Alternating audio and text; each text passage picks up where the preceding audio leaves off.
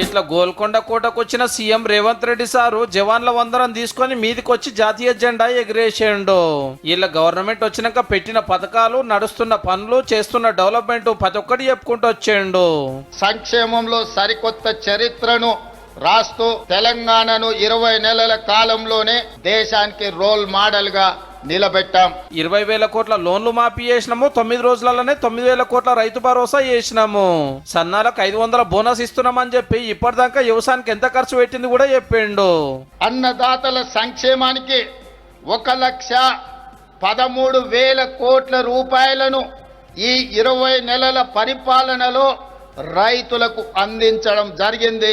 కొత్త రేషన్ కార్డులు, ఇందిరమ్మ ఇండ్లు, ఫ్రీ బస్సు, సన్న బియ్యం, దవాఖాన్లు కట్టుడు, బళ్ళు కట్టుడు, సిటీని డెవలప్మెంట్ చేసుడు మొత్తం యాద్ చేసి హైడ్రా వచ్చినాక 13 పార్కులు, 20 చెరువులు కాపాడి గింత భూమిని వాపస్ తెచ్చిందట.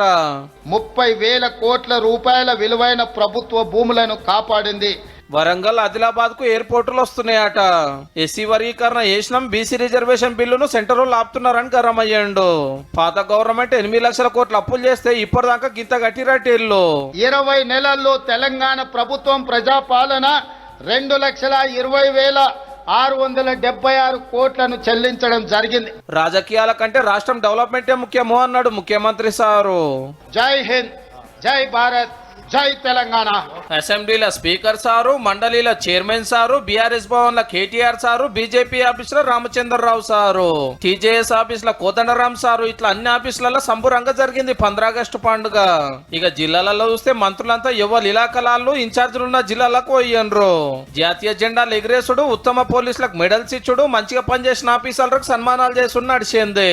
గత పాలకుల పాపాలు శాపాల వెంటాడుతున్నా రైతుల విషయంలో రాజీ పడలేదు. రాష్ట్రంలోని 25.35 లక్షల మంది రైతులకు 20,616 కోట్ల రుణమాఫీ చేసి ఈ దేశంలో ఏ రాష్ట్ర ప్రభుత్వం చేయని రాయని కొత్త చరిత్ర రాశాం.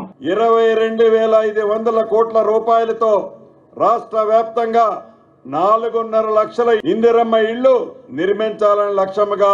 ఇక మెదక్ల మంత్రి వివేక్ వెంకటస్వామి సారు జెండా వందనం చేసినాక రైతులు, మహిళా సంఘాలు పెట్టిన దుకాణాలు తిరిగి చూసిండు.